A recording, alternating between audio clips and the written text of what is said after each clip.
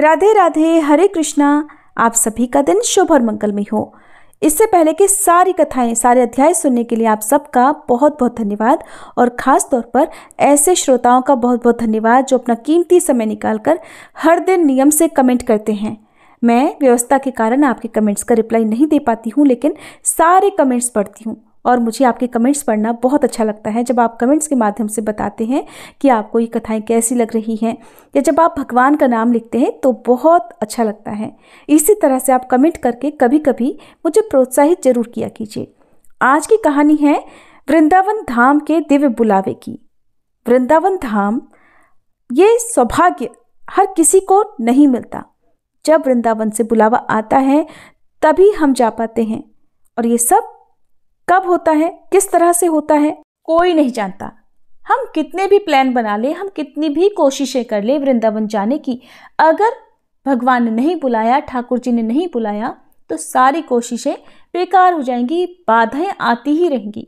और जब बुलावा आएगा तो आप बैठे हैं, आपको छठ जाना ही पड़ेगा उठकर वृंदावन। अगर आप दूर देश में रह रहे हैं या फिर आप अपने ही देश में रह रहे हैं और आप में इतनी सामर्थ्य नहीं है कि आप अपने परिवार के सुखों, संबंधों या सांसारिक ऐश्वर्य का त्याग कर सके, तो आप वहीं से पुकारें, हे वृंदावन धाम, मुझे श्यामा श्याम का दास्य रस और श्रीधाम वृंदावन का अखंड वास चाहिए। मुझ पर ऐसी कृपा करो कि अब वृंदावन जाने पर मुझे वापस ना आना पड़े, क्योंकि जो वृंदावन एक बार चला गया वो वृंदावन का ही हो जाता है। जो बार बार ऐसा पुकारता रहता है उस पर तो श्री धाम वृंदावन की असीम कृपा होती ही है, और वृंदावन धाम उस जीव को खींच लेता है। ये जरूर है कि वृंदावन के खींचने का तरीका आपकी सोच से अलग हो सकता है। हो सकता है कि आपका वृंदावन वास आपकी सोच के बिल्कुल उल्टा हो, बिल्कुल अलग हो। इसे अच्छे से समझने के लिए एक भक्त के जीवन की एक सत्य घटना को आपके साथ बताते हैं। दिल्ली के एक धनी मानी पुरुष थे। उन्होंने कहीं सत्संग में सुना था कि जो वृंदावन के संतों को सुख पहुंचाता है, उनकी सेवा करता है, उस पर ठाकुर जी बड़ी जल्दी रीझ जाते हैं। और जब ठाकुर जी रीझ जाते हैं, प्रसन्न हो जाते हैं, तो वो उसे अपने समीप खींच लेते हैं, यानी कि अखंड श्रीधाम वृंदावन का वास दे देते हैं। उनके पास तो बहुत सारा धन था और भोग सामग्रियों में ही उनका मन लगा हुआ था, लेकिन सत्संग की बस एक बात उनके मन में बैठ गई। उनका हृदय परिवर्तन हो गया कि वृंदावन के संतों की सेवा करनी चाहिए। अब तो जब भी वे वृंदावन आते तो संतों की पंगत करवाते, यानी भंडारा करवाते। अब ऐसा मत समझिएगा कि जो वृंदावन में भंडारे खाते घूमते हैं वो ऐसे वैसे संत हैं। आप ये ध्यान दीजिए कि वो कहाँ बैठे हैं, श्रीधाम वृंदावन में। वो कहाँ जा रहे हैं? प्रिया प्रियतम का प्रसाद पाने। वृंदावन में जहां कहीं भी प्रसाद बट रहा होगा, उसका भोग पहले श्यामा श्याम को लगा होगा, और वो वृंदावन की परम प्रेममय रज में बैठकर प्रसाद पाएंगे। ये सब श्याम श्यामा के आश्रित हैं, उनके महल में, उनके धाम में रह रहे हैं और उनका उच्छिष्टामृत पा रहे हैं। ये साधारण लोग नहीं हैं। वृंदावन में हर कोई नहीं जा सकता, कोई भी साधारण जीव नहीं आ पाता। जब प्यारी जू यानी श्री राधा रानी की असीम कृपा होती है, तभी वो केवल वृंदावन जा पाता है। आप लाख कोशिश कर लीजिए, जब तक राधा रानी आपको नहीं बुलाएंगी तब तक आप वृंदावन धाम जा ही नहीं सकते। अब आप ऐसा कभी मत मान लीजिएगा कि ये जो संत हैं कि सब के सब भिखारी हैं जो इधर उधर भटकते रहते हैं, भजन तो करते नहीं, बस इधर उधर घूमते भागते फिरते रहते हैं। इनका भजन पूरा हो गया है तभी तो इनको श्रीधाम वृंदावन मिला है, नहीं तो हमें आपको नहीं मिल जाता। भजन की परिपक्व अवस्था का नाम ही धाम की प्राप्ति है। वृंदावन धाम में भजन आपको पकड़े घूमता है। यहाँ बिना भजन के कोई रह ही नहीं सकता। यहाँ आपको चलते फिरते संत, लताएं, यमुना जी, राधा वल्लभ जी, राधा रमन जी और बांके बिहारी जी दिखेंगे। इससे बड़ा है कोई भजन? यहाँ साक्षात प्रभु विराजमान है। यहाँ चारों तरफ राधा नाम की ही गूंज हो रही है। यहाँ का एक एक पत्ता प्रियाजू के यश से परिपूर्ण है, और यहाँ की वायु आपको बिना चाहे भी स्पर्श करेगी। जिससे आपके समस्त पाप नष्ट हो जाएंगे।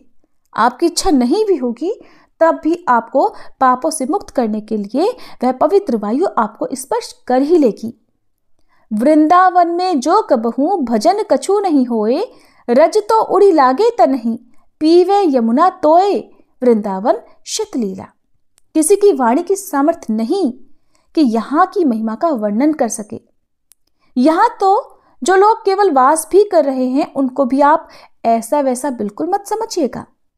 जो यहाँ लाइन में बैठकर राधे राधे बोलकर 1 रुपया मांग रहे हैं ना, आप इनको कभी साधारण मत मान लीजिएगा। भूले से भी इनके प्रति मन में कोई बुरा भाव मत लाइएगा। इनका कभी अपमान मत कीजिएगा, क्योंकि ये है प्यारी राधा जी के महल के भिखारी, और जहाँ के बारे में हम सोच भी नहीं सकते।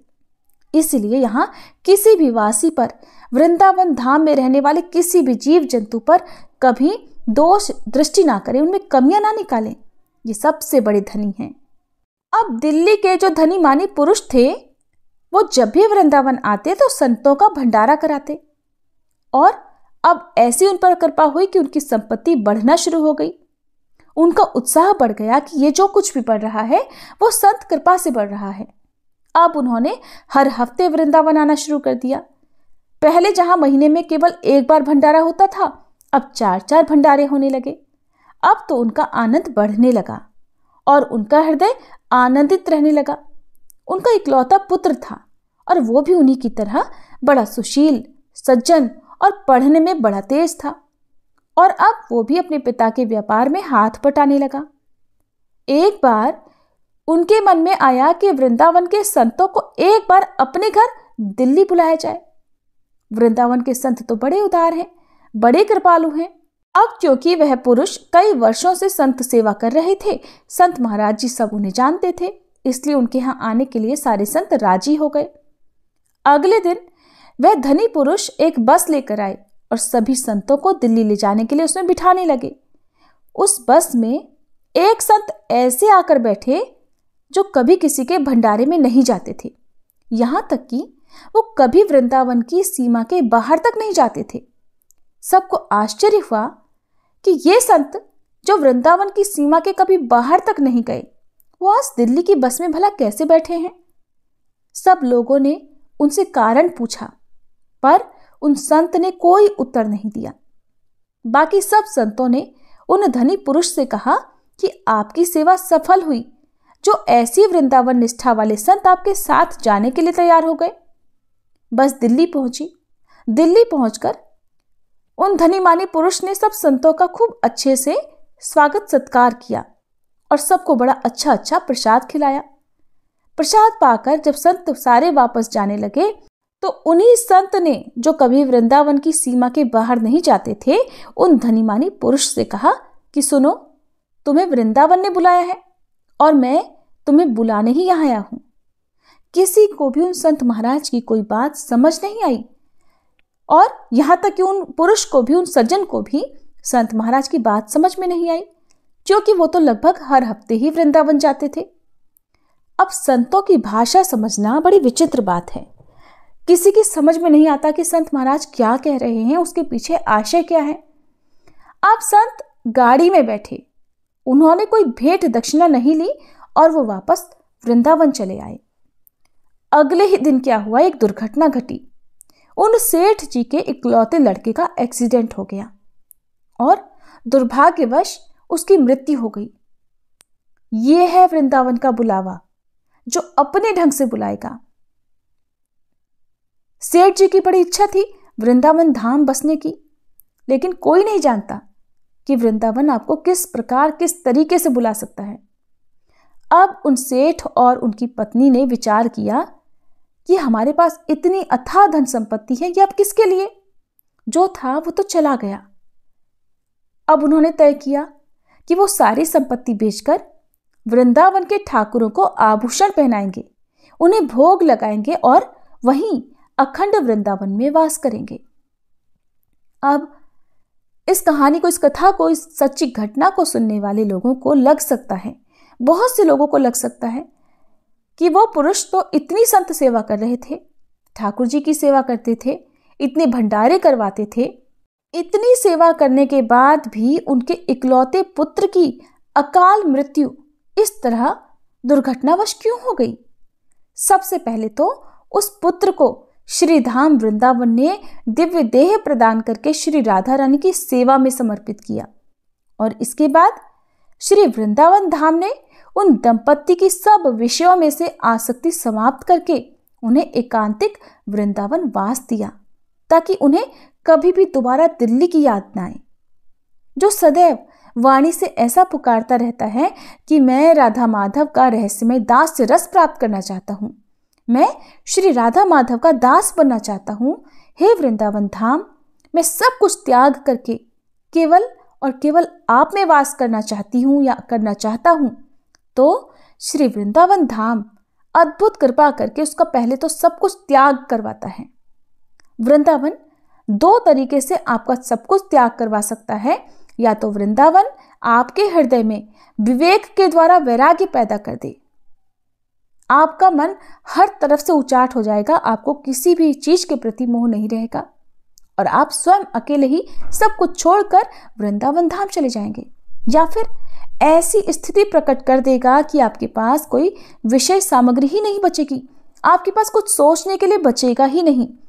आपने देखा होगा कि वृंदावन धाम में ऐसे बहुत से माता पिता हैं जिन्हें उनकी संतानों ने निकाल दिया है, या वे खुद घर छोड़कर चले आए हैं, या ऐसे बहुत से अनाथ बालक हैं, बालिकाएं हैं, ऐसे बहुत से बुजुर्ग हैं, या ऐसे बहुत से विकलांग हैं। तो वे केवल अपनी इच्छा से वहां नहीं गए, बल्कि उन्हें वृंदावन धाम ने बुलाया है।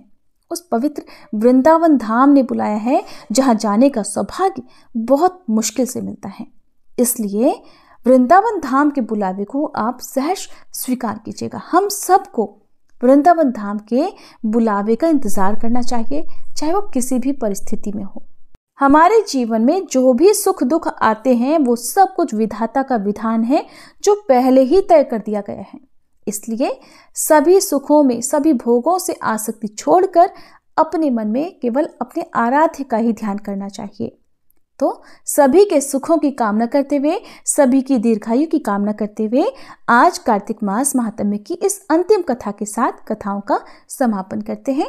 आपको ये कथा कैसी लगी कमेंट बॉक्स में जरूर बताइएगा।